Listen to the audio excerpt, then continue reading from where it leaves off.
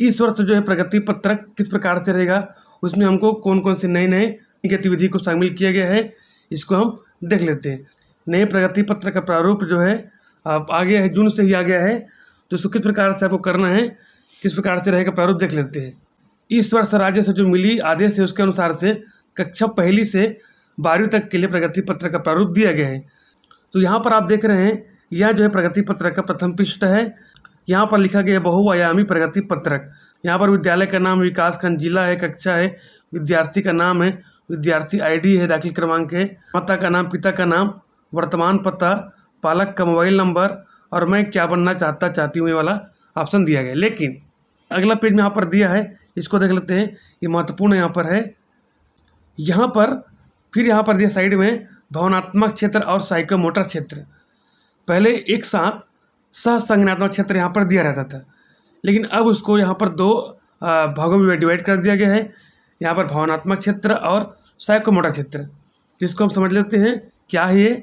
भावनात्मक क्षेत्रों में यहाँ पर स्वानुशासन, नेतृत्व क्षमता, पर्यावरण सुरक्षा, सांस्कृतिक है, परस्पर सहयोग, इन बिंदुओं को यहाँ पर शामिल किया गया है। इसमें आपको जुलाई से दिसंबर, जनवरी से मार्च और फिर दोनों को यहाँ पर जोड़ के सकल ग्रेड यहाँ पर देना है। उसके यहाँ पर दिया साइको मोटर क्षेत्र, तो इसको समझ लेते हैं। इसको भी इसका अवधि जुलाई से दिसंबर के बीच में प्रथम देंगे, फिर उसका जनवरी से मार्च के लिए सेकंड रहेगा, फिर लास्ट में दोनों का यहाँ पर ग्रेड जोड़ देंगे। इसमें केवल ABC 3 ग्रेड का ही उल्लेख करना है। बाकी जो हम मासिक आकलन करेंगे और त्रैमासिक, अर्धवार्षिक, वार्षिक होगा, उसके लिए ग्रेड अलग है। साइकोमोटर का अर्थ है मनोप्रेरणा, अर्थात इसमें उन बिंदुओं को शामिल किया गया है जो शारीरिक गतिविधि से संबंधित है। यहाँ पर जो शारीरिक गतिविधि में शामिल है उसको यहाँ पर लिया गया है, जैसे खेल कूद है, अपना शारीरिक गतिविधि होता है, योग है, कला प्रदर्शन है, कार्य अनुभव है। अब उसके नीचे में आपको यहाँ पर उपस्थिति भरना है, जैसे उपस्थिति, पालक की उपस्थिति यहाँ पर डालेंगे और यहाँ पर प्रमाणित किया जाता है सेम टू सेम पिछले वर्ष की तरह ही यहाँ पर दिया गया है। नीचे भी कक्षा शिक्षक का साइन है, प्रधान पाठक के, पालक है, इस प्रकार से दिया गया है। ये तो हो गया आपका फ्रंट पेज।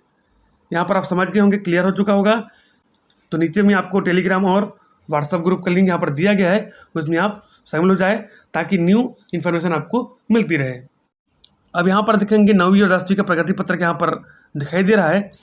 माध्यमिक स्तर कक्षा 9 से 10 जो नई शिक्षा नीति लागू हुआ है उसके अनुसार से यहाँ पर बनाया गया है।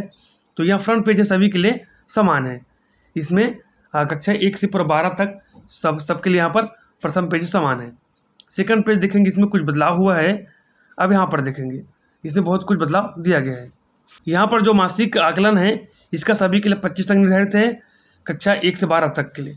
अब यहाँ पर त्रैमासिक जो है 100 का होगा, लेकिन इसको 2 भागों में डिवाइड किया गया है।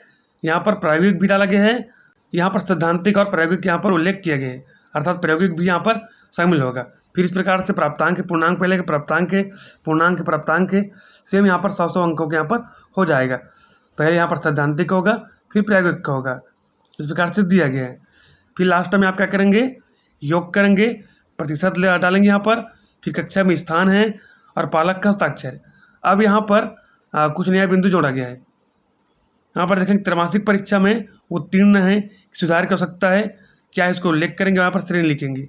सेम अर्धवार्षिक परीक्षा में भी उत्तीर्ण, सुधार की आवश्यकता है या फिर श्रेणी है।